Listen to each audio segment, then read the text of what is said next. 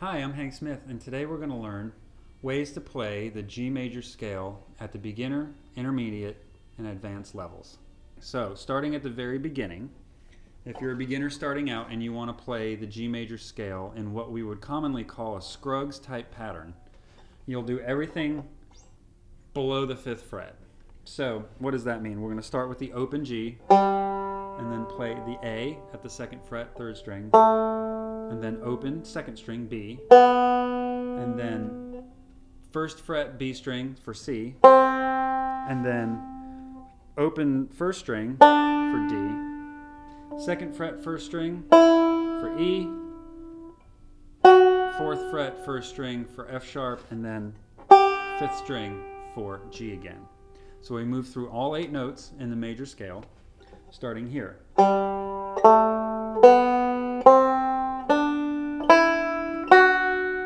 And with my right hand, always trying to alternate thumb index so that you don't repeat fingers.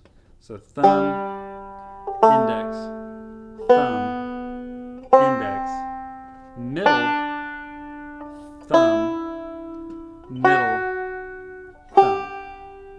And you can modify a little bit of that if you want to switch between index or middle or what have you. The main thing to keep in mind is that you don't repeat fingers. You're not trying to hit 2 indexes, 2 middles, or 2 thumbs in a row.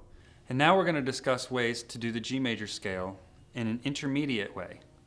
Basically what that means is 2 things. 1, we're going to play the G major scale in a couple of closed patterns, meaning there are no open notes. And 2, we're going to learn the G major scale in a very open melodic way. The melodic G major scale is very useful in improvising, but the closed position scale, while it is of course useful in improvising, means that the pattern can then move because there are no more open notes.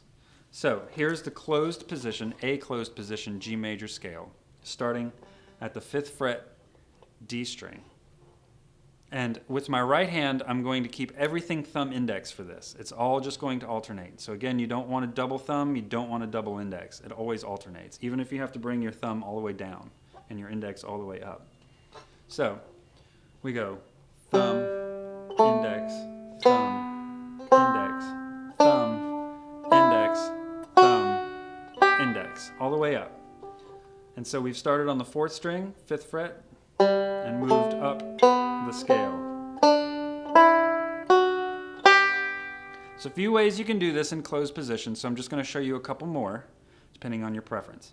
Another way you can do it is more linear, which is all the way across the 4th string and then across the 3rd string and just 2 notes on the 2nd string. So that looks like this. Thumb, index, thumb, index, thumb, index, thumb, index. Same scale, you're just moving everything in a very linear way.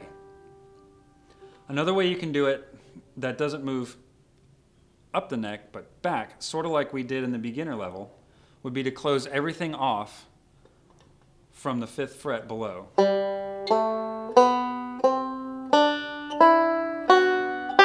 And once again, it's closed. There's no open notes involved in that whole process.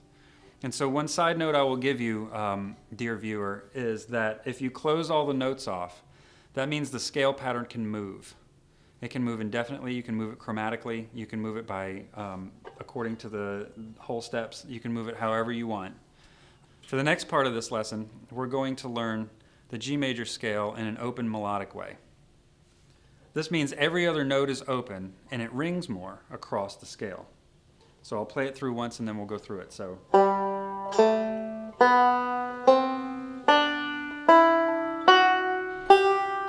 you get a nice ringing sound for that. And so I went index, thumb, middle, index, middle, index, middle, thumb. And again, depending on what you need your right hand to do, you can change that up. It doesn't always have to be the same pattern. The main thing you want to avoid is 2 of the same finger at the same time.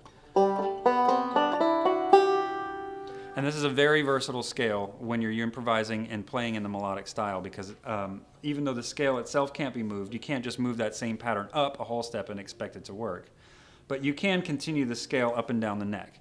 So in summary, friends, practicing your scales at every level is essential for your musical development and learning your instrument. particularly with familiarization and just understanding how music works.